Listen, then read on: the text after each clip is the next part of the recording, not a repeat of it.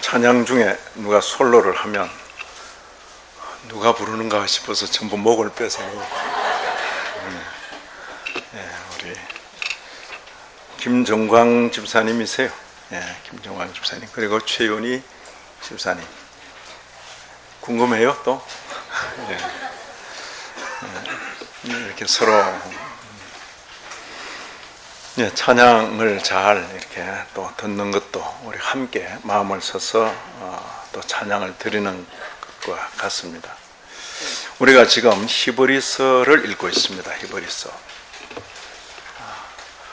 먼저는 하나님, 말씀하시는 하나님, 그 다음 이 모든 날 마지막에 아들로 말씀하셨는데 그 아들이 천사보다 귀하다. 또 누구보다 귀하다 그랬어요? 모세보다 귀하다. 그죠? 모세보다 귀하다. 그리고 이 아들을 통하여 주신 그 말씀, 그 말씀의 내용이 뭐랬어요? 큰 구원이라. 오늘은 그것과 연관해서 이 아들을 가리켜 이 큰 구원의 창시자, 근원자, 기초자, 표현은 다양하게 할 수 있습니다. 이 큰 구원의 저자라는 말은 창시자, 근원자, 근원자, 그죠? 아들이 입을 열어 말하는 그것만 구원 아니라 그 아들이 행하신 전부가 이 큰 구원을 이루는 것입니다. 구원을 이루는. 오늘 차례대로 그 말씀들을 살펴보도록 하겠습니다. 자, 지난 시간에 굳이 구원이면 구원이지 큰 구원 이렇게 표현한 이유가 뭐랬어요? 큰 구원. 그렇죠? 보통 구원이라 그러면 죄만 없애줘도 그걸 이제 한자 표현으로 사죄. 그죠? 죄만 없애줘도 그게 보통 구원이 아니죠. 죄 때문에 영원한 사망, 영원히 죽게 된 자를 죄를 없애주니까 영원한 사망과 관계를 끊어버린다. 그것만 해도 참 좋죠. 근데 죄만 없애주는 것이 아니라 뭐라고 선언한다? 하늘 법정에서 영원 천국과 관계에 있는 의를 선언한다. 뭐예요? 그렇죠? 내가 행한 의가 아니고 그분이 행하신 그 일을 마치 내 것인 것처럼 인정해 준다. 믿는 자를 의롭다 하신다. 그 때문에 큰 구원이다. 죄사함뿐만 아니라 칭의, 함께 있는 그 큰 구원이다. 그러죠. 그리고 현재적으로 바로 죄사함 받고 의롭다 칭함을 받은 자들로서 하나님을 어떻게 부른다? 신이시여 이렇게 부르지 않고 아버지, 아버지. 이게 현재 살아가면서 우리가 누리는 그 큰 구원의 은혜죠. 은혜죠. 한번 하나님을 아버지라 부르면서 영원토록 이 관계는 계속될 것입니다. 그렇죠. 아버지, 아버지. 지구상에 지연받은 인생으로서 하나님을 아버지라고 부르는 인생은 그리 많지 않을 겁니다. 신이시여, 신이시여. 비나이다, 비나이다, 신이시여. 그게 대개 인생들의 모습이죠. 수많은 피조물이 있을지라도 지으신 그분을 향하여 아버지 이렇게 부를 존재는 많지 않은 것입니다. 그게 이 큰 구원을 현재적으로 누리고 표현하는 그 방도죠. 방도. 자, 오늘 본문을 보면 예수를 보니 그래서 예수를 보니 2장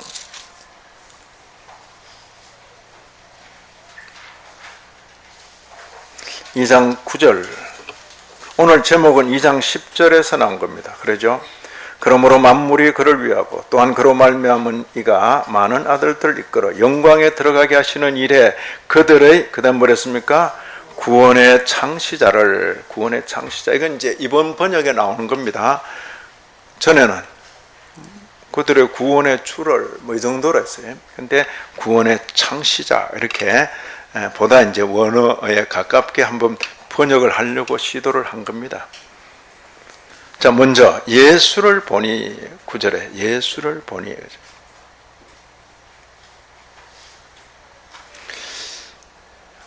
자, 예수님을 볼 때에 보는 사람마다 보니까 하나님의 아들로 여겨져서 그 앞에 머리를 숙입니까? 그렇지 않습니까? 신기하잖아요. 예수님을 보기만 해도 은혜가 되고, 특히 예수님을 통해 말씀을 들으면 그 말씀이 저절로 이해가 되고 믿어지고 그럴 줄로 여기시는데 아니잖아요. 예수님을 보고도 거부하고, 예수님의 그 말씀을 듣고도 밀어내고, 또 심지어 예수님을 눈으로 보고도 그를 향해서 참 못할 짓을 하고. 그렇죠? 지금 사람들 눈에 보이는 그 모습이 영광의 모습이 아니니까 그렇게 보는 것이죠. 바로 그런 모습에 대해서 이 9절 이렇게 표현했어요. 지금 우리가 보는 것은 천사들보다 잠시 동안 못하게 하심을 입은 자를 본다. 자, 그분은 천사와 동등하다 그랬습니까? 천사보다는 훨씬 탁월하다 그랬습니다. 그죠? 천사보다는 뛰어나신 분인데 현재 모습은 천사만큼도 안 되는 거죠. 천사만큼도 안 되게 보인다. 천사들보다 잠시 동안 못하게 하심을 입은 자. 사람으로 오셔서, 사람의 모습이 사람이죠. 참 사람으로 오셨으니까 사람. 그리고 그것도 뭐 존귀받는 사람이 아니라 아주 천시 여김을, 아주 천하게 그렇게 여김을 받는 그런 형편. 태어나신 것도, 살아가신 것도, 마지막에 죽으신 것도. 그러니까 사람이 아주 없이 여기는 없이. 그런 형편을 우리가 본다. 그런데 그 마지막이 십자가에서 죽어가는 그 모습이었다. 그게 끝나버렸으면, 십자가의 죽음으로 끝났으면 없는 거죠. 저와 여러분도 아무 상관이 없는 거죠. 그런데 십자가의 죽으심으로 끝이 아니라 어쩌면 그것이 다시 새로운 시작처럼, 그죠? 새로운 시작처럼. 여기 이렇게 표현했습니다. 죽음의 고난 받으심으로 말미암아 영광과 존귀로 관을 서셨다. 끝까지 갔죠. 끝까지 가고 나니까 하나님이 그를 죽은 자 가운데서 일으키셔서, 그게 부활이죠, 부활. 그게 멈추는 것이 아니라 하늘 보좌 우편에 오르셔서, 그죠? 성천, 부활과 성천.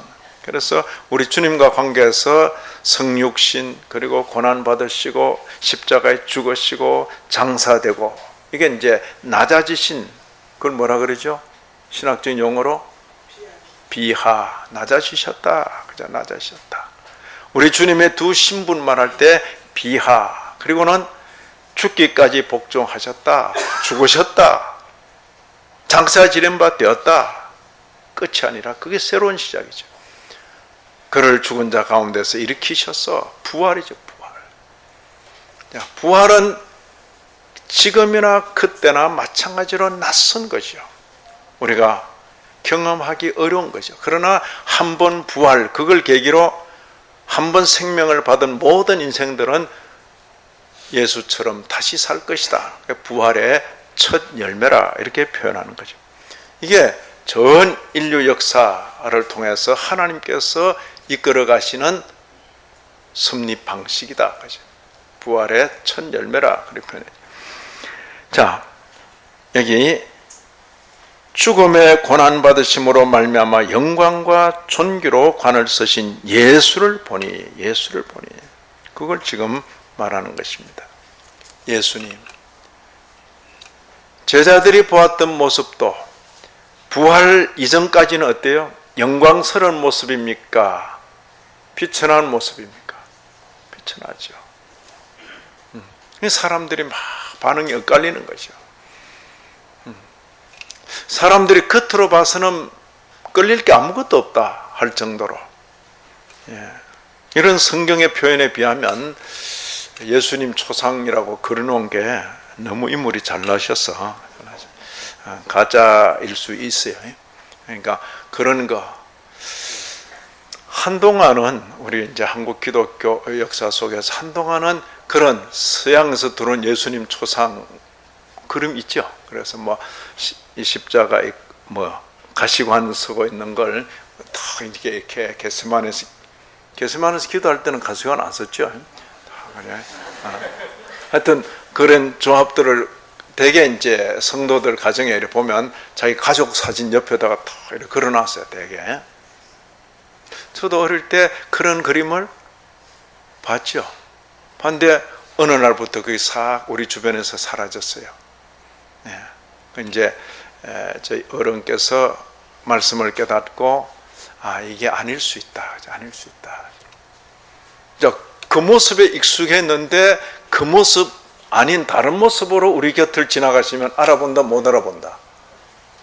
진짜 주님인데 그거하고 비교해가지고 안 맞으면 진짜 주님을 가짜라 그러고 그걸 늘 생각할 거 아니에요. 이해가 됩니까? 그러니까 그걸 우리 주변에서 제한 거죠. 제해버린 겁니다. 오늘도 집에 가서 그 뗄 분들 많다, 그죠? 신앙생활을 처음 할 때는 이제 그런 그림들 해가지고, 근데 그건 굉장히 서양적으로 그려졌죠. 그러니까 예술적인 재능 있는 분들이 바로 동양적으로 바꿔버렸죠. 김기창, 화백 같은 분은 바로 한복 입고 가쓰고 그런 한국 그 전통적으로 훈장 선생님 비슷한 그런 모습으로 탁 해서 제자들과 함께 배도 타시고 그 배 밑창에서 누워서 춤도 그 배도 생긴 모습이 또 이 양평 나루터에 다니는 한강 마포 나루터에 다니는 그런 배와 유사한 거예요. 서로 그러죠. 문화적으로 딱 그래 바꿔버렸죠. 이미 그때는 아프리카로부터 또 흑인 예수님이 또 나타나기 시작한 그때죠. 이게 그런 그림에 익숙해지면 주님을 놓칠 수가 있다. 이렇게 생각한 거죠. 자, 얼마나 사람들 보기에 아직 영광이 안 보이는 거죠. 그러나 죽음의 고난 받으심으로, 다시 말하면 십자가에서 죽으심으로 영광과 존귀로 관을 서셨다. 누구죠? 예수, 우리 주님. 그렇게 표현된 겁니다. 자, 여기 2장 6절, 7절, 8절에 시편에서 한 구절을 인용하고 있습니다. 시편 몇 편에 나오는 겁니까? 시편 8편 4절 이하 6절에 나오는 그 내용이 그대로 인용되어 있습니다. 자, 그래도 성경 한번 확인하는 게 좋아요. 시편 구약입니다. 시편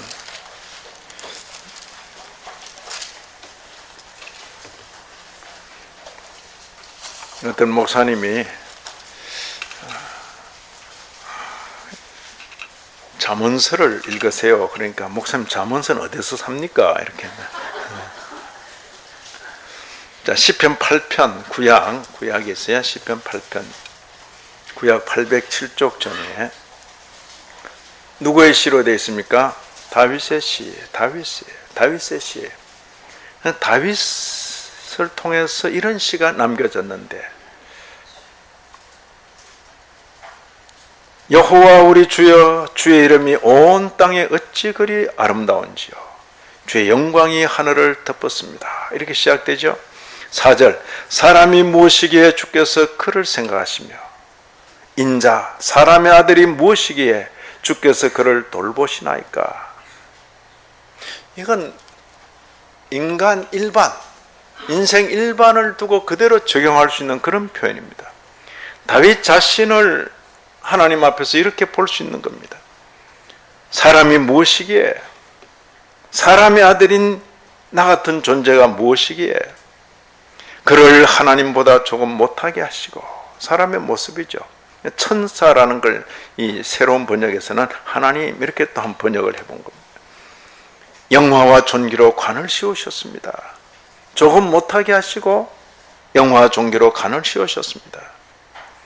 이 사람을 두고, 창조 하나님의 형상대로 지음받은 사람을 두고 그대로 적용해 볼 수 있는 그런 말씀이기도 한 것입니다. 그러나 바로 이 구절을 받아서, 구약의 시편 8편의 이 구절을 받아서 오늘 히브리서 2장에서는 이 구절을 누구에게 적용시켰다?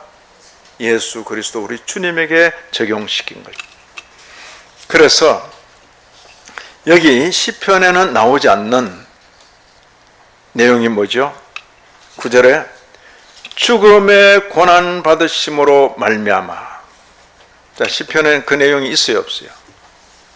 시편, 자, 그 위에 우리가 히브리서 2장 7절, 8절, 그를 잠시 동안 천사보다 못하게 하시며 하고는 없잖아요.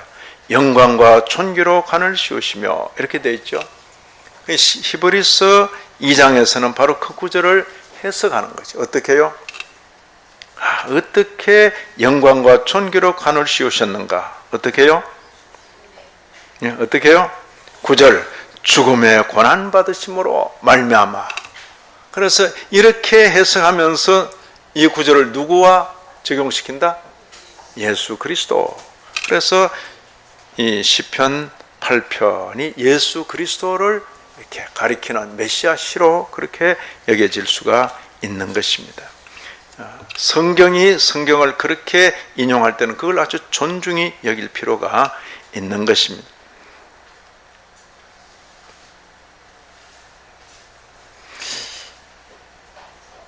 왜 그를 구원의 창시자로 말하는가? 왜 그가 그런 죽음을 죽으셨는가? 그렇게 한번 생각해 볼 것입니다.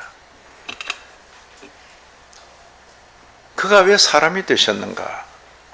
여기 모든 사람을 위하여 죽음을 맛보시려고, 모든 사람을 위하여 죽음을 맛보시려고 이렇게 표현되어 있습니다. 모든 사람을 위하여 죽음을 맛보시려고. 9절 뒤에 보시니까 영광과 존귀로 관을 쓰신 예수를 보니 하나님께서 이를 이렇게 행하신 것은 하나님의 은혜로 말미암아 모든 사람을 위하여 죽음을 맛보려 하심이라. 그렇죠? 하나님의 은혜가 인생들에게 주어지는데 누가 죽으심으로 주어진다? 그가 죽으심으로 주어진다. 그가 죽으심으로. 이 일을 주도하신 하나님께서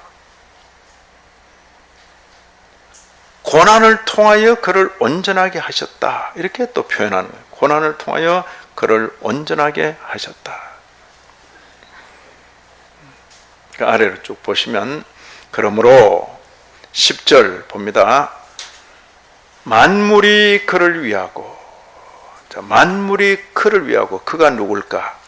또한 그로 말미암아, 만물이 그를 위하고, 또한 만물이 그로 말미암았다. 그가 누구죠?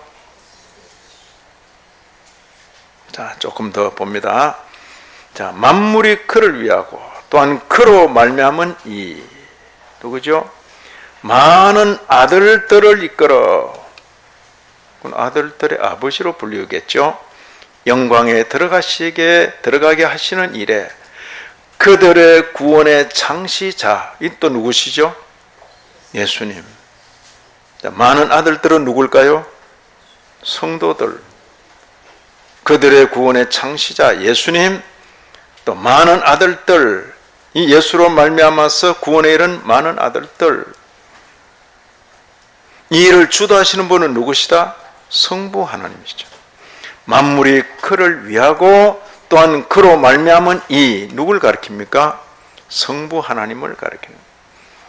그분께서 하나님에게 있어서는 많은 아들을 이끌어 영광에 들어가게 하시는 그 일에, 이 구원의 큰 역사에 그들의 구원의 창시자 누구죠?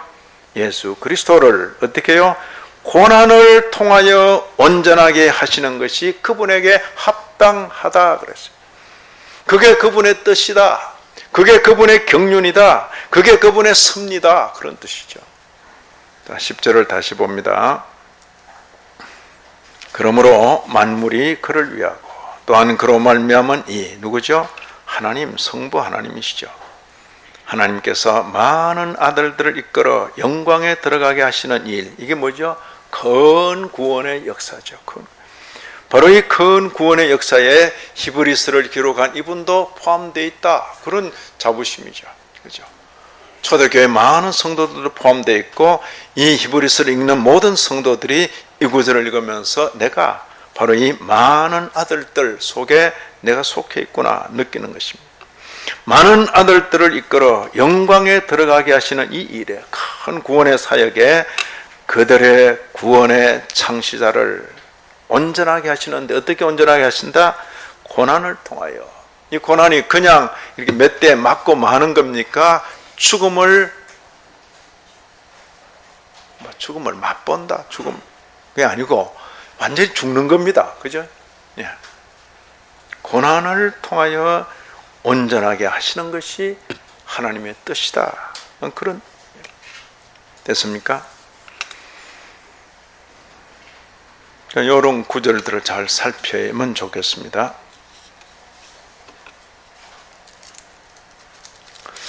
그가 어떻게 구원의 창시자가 되셨는가?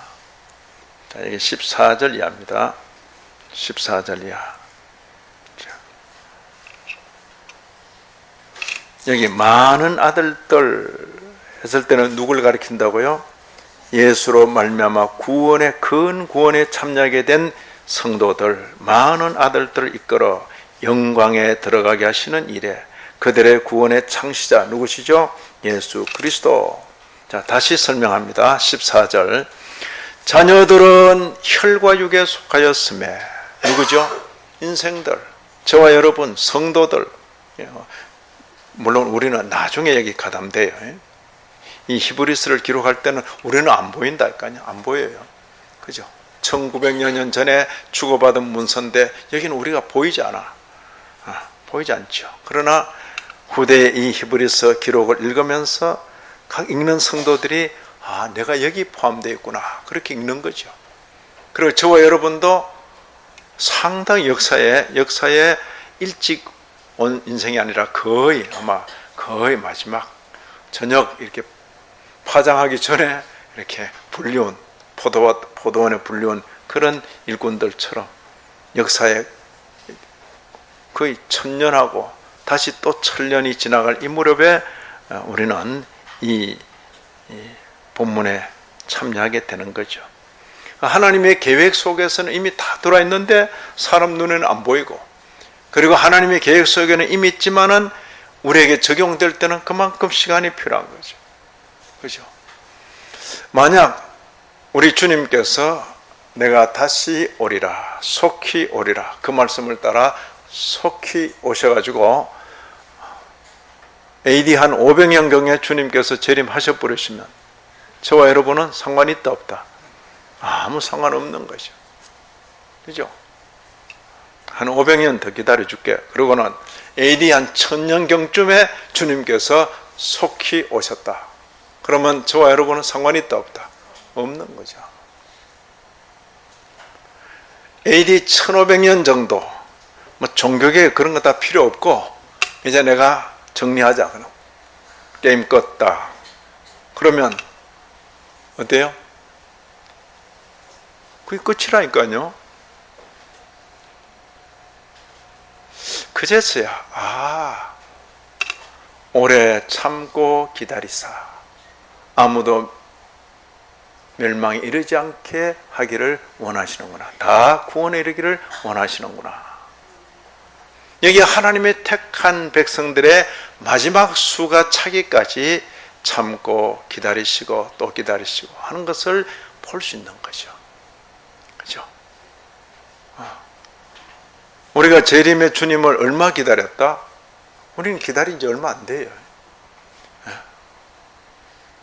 얼마 기다리지 않아 놓고 예수님 왜 아직도 안 오세요? 속히 오세요. 그건 굉장히 믿음이 좋은 것 같은데 굉장히 이기적이죠. 저는 이제 그런 경우를 보면 많은 버스 타서 그 다음 정류장에 운전수가 서려 그러면 그만 태우세요. 그러니까 안에 있다가 누가 네가 한번 내려라. 그러다 네가 내려라. 그죠? 자기 올라탔다고 그만 태우래. 나를 기다려 주셨구나. 그걸 먼저 느끼는 거죠. 나를. 지나간 2000년 교회 역사라는 것은 나를 기다려 주신 역사로구나. 그게. 그리고 이제 눈을 떠서 보이는 거죠. 주님, 내 아들이 지금 철없이 자라고 있는데, 주님, 손자, 손녀가 지금 자라고 있는데,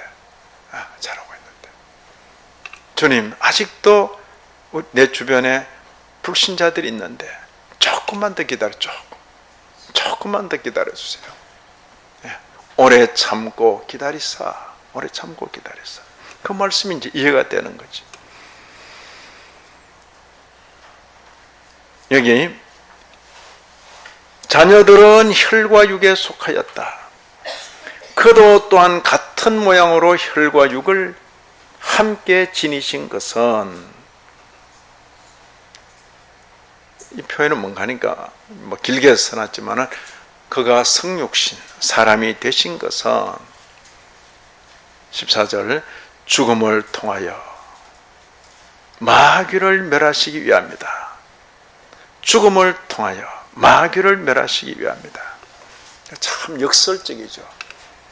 죽는 그 일을 통해서 죽음을 정복하고 죽음을 벗어나는 것입니다. 자, 우리 주님께서 사람 되신 것은 무엇 때문에 사람 되셨다? 죽기 위하여 사람 되신 것이다. 누구 대신 죽기 위하여? 사람 대신 죽기 위하여. 이때 사람으로 표현됐지만은 조금 더 이렇게 들여다보면 택한 백성들을 대신하여 죽기 위하여 오셨구나. 그걸 볼 수 있는 것입니다. 우리 주님, 혈과 육을 함께 지니셨다.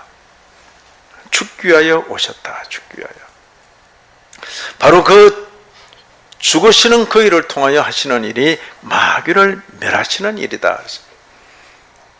우리가 지난 마태복음 28장 마지막 절 읽을 때에 하늘과 땅의 모든 권세를 내게 주셨으니 그랬어요.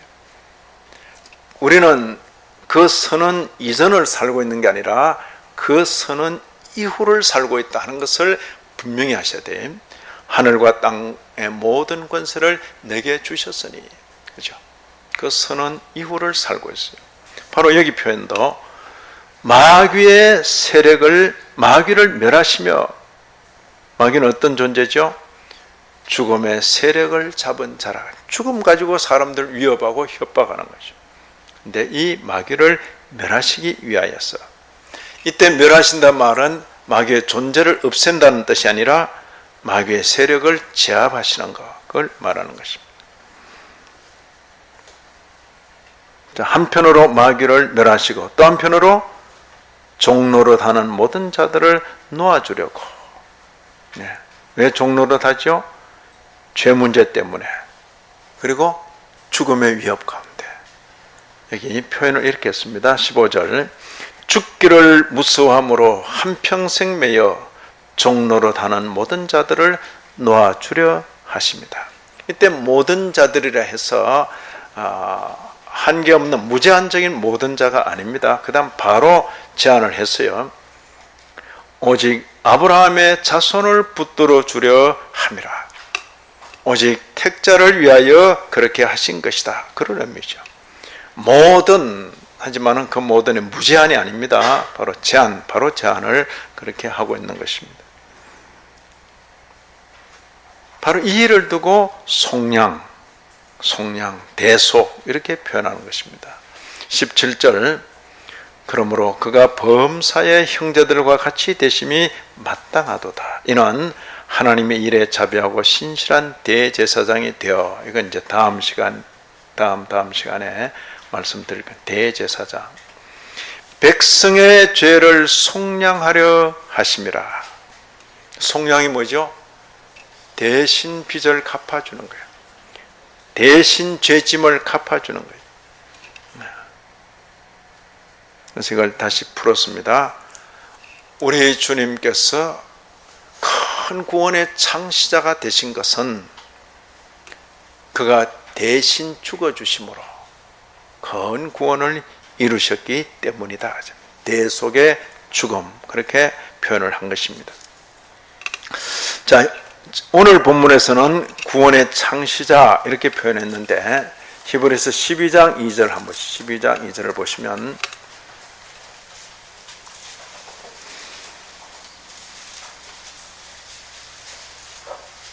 예수님을 어떻게 표현했어요? 12장 2절 믿음의 주요 또 온전하게 하시는 분 누구시라고요?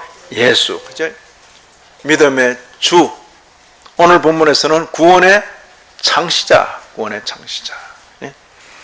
그가 어떻게 구원의 창시자가 되셨다고요? 사람이 되셔서 대신 죽어 주심으로. 그죠? 자, 아들로 하신 말씀의 내용은 구원인데 그 구원을 큰 구원이라 그렇게 표현합니다. 왜 큰 구원이라고요? 사죄뿐만 아니라 칭의까지 주시니. 그죠? 큰 구원. 세상에 이런 구원이 없어요. 큰 구원. 근데 하나님의 아들이신 예수님이 바로 큰 구원의 창시자다. 창시자다. 그가 어떻게 큰 구원의 창시자가 되셨는가? 사람 되셔서 대신 죽어 주심으로. 아이고, 그걸 어떻게? 바로 그 일이 하나님께 합당하다 그래요. 하나님께서 그 기뻐하시는 뜻대로 이루시는 구원의 경륜이다. 그렇게 표현한 것입니다. 우리는 이제 바로 이것을 그대로 받는 것입니다. 그대로. 계시된 이 내용을 그대로 받는 것입니다. 이런 것은 전혀 믿음과는 상관없어요. 하나님이 왜 일을 그렇게 하셨습니까? 하나님 왜 아담과 하와를 창조하셨습니까? 하나님 왜 선악과를 만들어서 뭐 그렇게 하셨습니까? 그럼 네가 하나님 되라. 네가 하나님 되라. 그러니까 하나님의 어떤 구원 역사에, 그렇죠?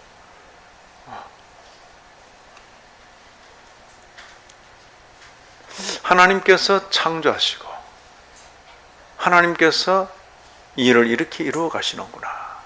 그렇죠? 내가 살기 전에 먼저 그 세계가 있는 것이로구나. 전 인류라는 이 인류가 시작되기 전에 먼저 하나님의 그 독특한 세계가 있는 것이로구나. 하나님의 그 어떤 뜻과 계획 가운데 바로 이런 역사가 지금 진행되고 있는 것이로구나. 그걸 우리가 성경 말씀을 읽으면서 보는 것입니다. 이런 걸 놓쳐버리면 이 땅에 있는 종교들이 대개 이렇게 시작에 대해서도 잘 모르고 마지막에 대해서도 별로 계시받은 것도 없고 그냥 내가 살아가고 있는 게 전부야. 그래서 내가 현재 이 현실을 살아가기 위해서 그때그때 필요한 것을 신의 이름을 빌어서 달라고. 이게 종교인 줄 알아. 눈앞에 있는 그걸 바라고 그걸 원하고. 그건 종교 모양을 띄었지만 그 종교 아닙니다. 종교 아닙니다. 종교는 보다 큰 가르침. 그게 뭐예요?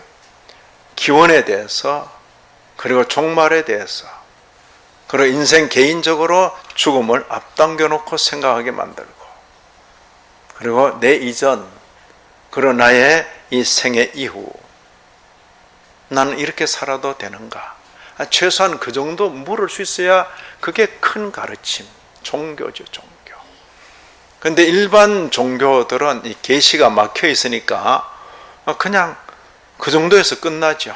아무래도 이건 아니고 그냥 그러면서도 그래도 인생은 죽을 존재인데 이 정도는 살아야지. 성경은 계시 종교죠. 왜 역사가 이렇게 진행되고 왜 역사가 이렇게 종결되는지 그걸 말씀을 통해서 보여주시니까. 그죠? 사람이 선 그림에도 끊임없이 하나님의 계시를 말하니까 이 계시된 말씀을 잘 읽으면서 하나님의 뜻과 계획을 헤아려 보는 것입니다. 헤아려 보는. 하나님의 세계.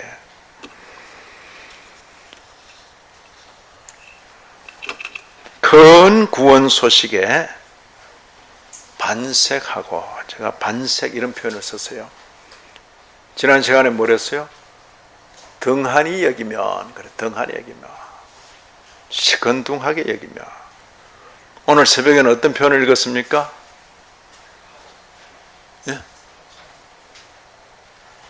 만나를 보고 이까지 만나, 그죠?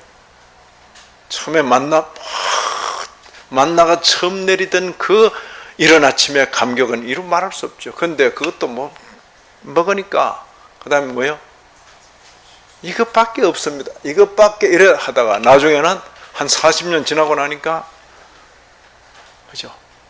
대놓고 싫다 그랬어요. 만나 이거 싫습니다 우리. 그게 이제 등한히 이야기하는 거예요. 등한히.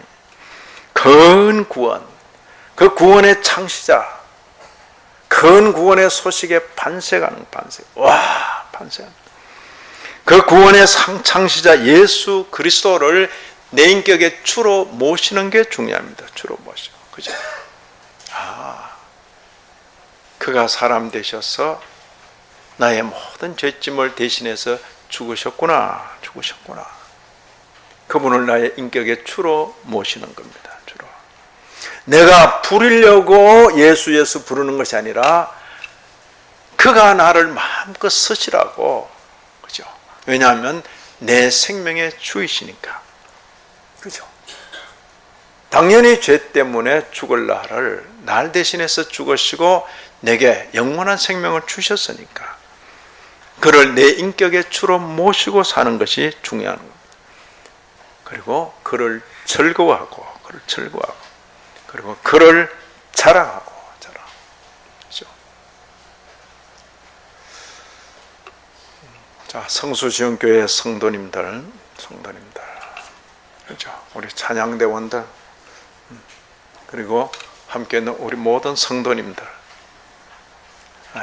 내 인격의 주로 모시고 그를 즐거워하고 그를 자랑하고 이렇게 사는 은혜가 있기를 진심으로 기원합니다. 하나님 아버지, 허락하신 교훈 가슴에 담고 우리의 남은 날을 살게 하여 주옵소서. 예수님 이름으로 기도 올리옵나이다. 아멘.